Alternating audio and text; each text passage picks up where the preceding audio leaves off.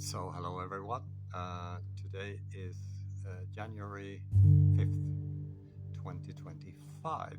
And today I'm going to talk a little bit about artificial intelligence and large language models. Very hard to pronounce. So, as you probably remember, I'm a psychological scientist specializing in stuff like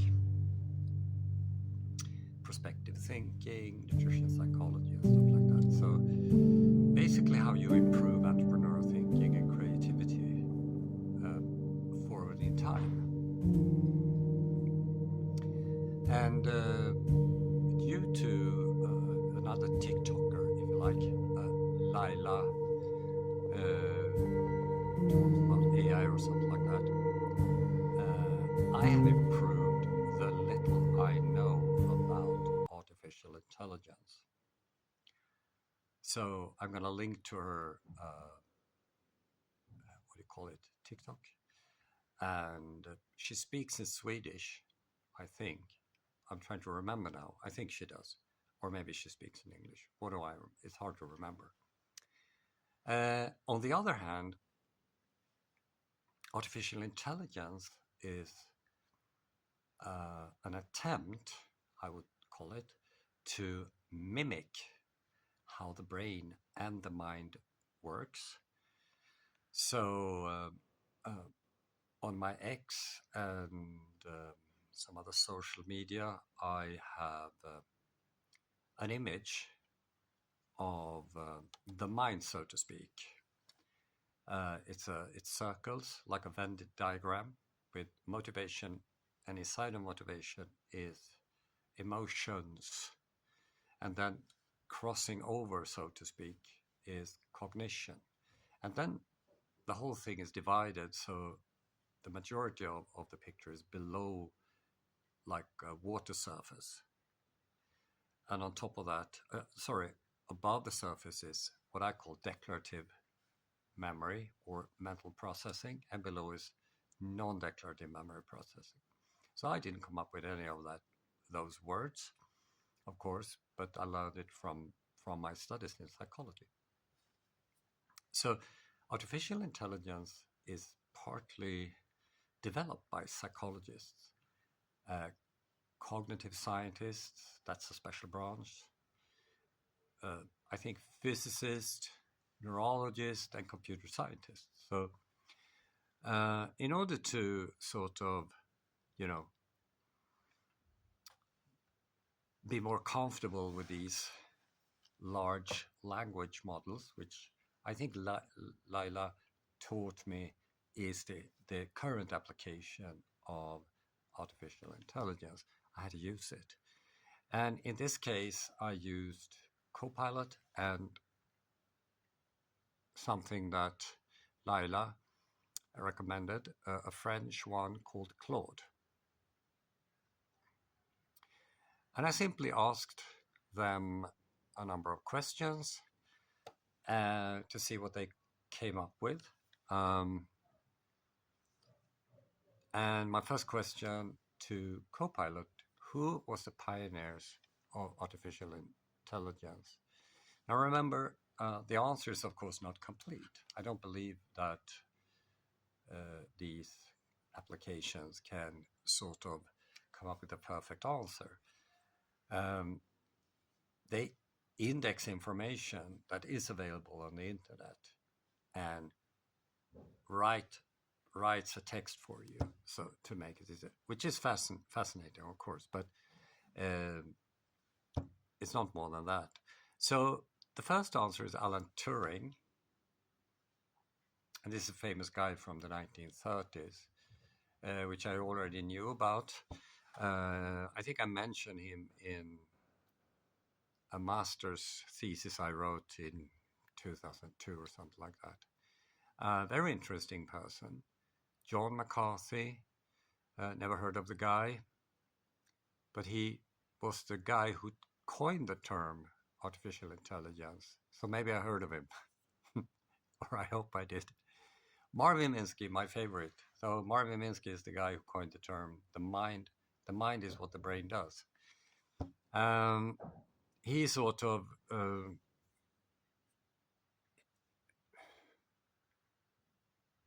he co-founded the MIT AI lab at MIT. That was a very long time ago. And the thing is, as I saw an interview with him, he didn't really apply for money. They gave him a lot of money so he can spend his time thinking forward in time. That's very important for researchers. Claude Shannon. Claude Shannon is a guy who formulated information theory, and I know him because of Randy Gallister. I didn't know about him as far as I understand now before that, but in 2017 there was a symposium about cognitive neuroscience or something like that. And Randy Gallister, who is a famous psychologist, he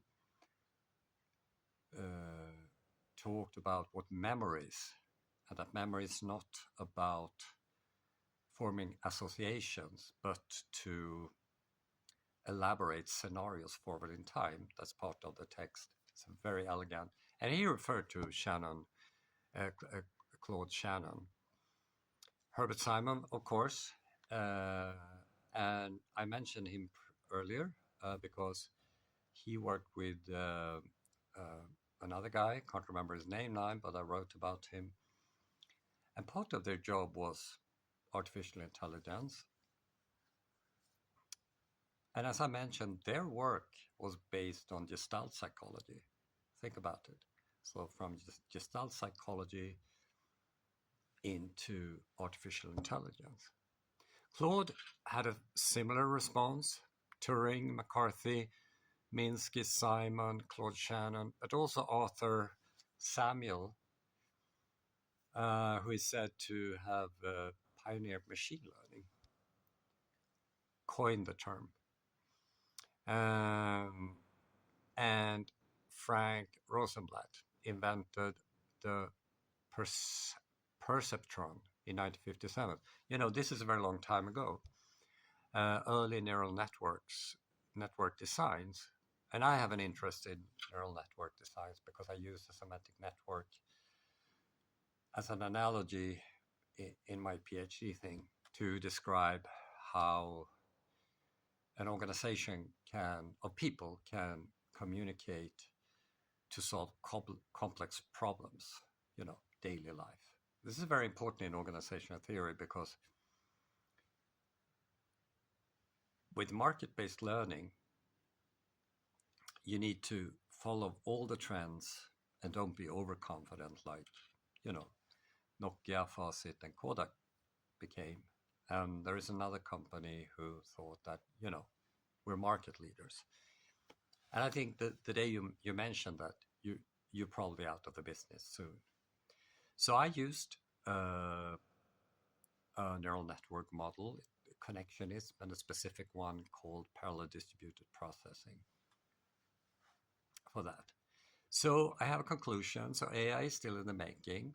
That's my conclusion, because every person I heard talking about this say it's still 25 years to go before an artificial intelligence application can fully mimic the mind.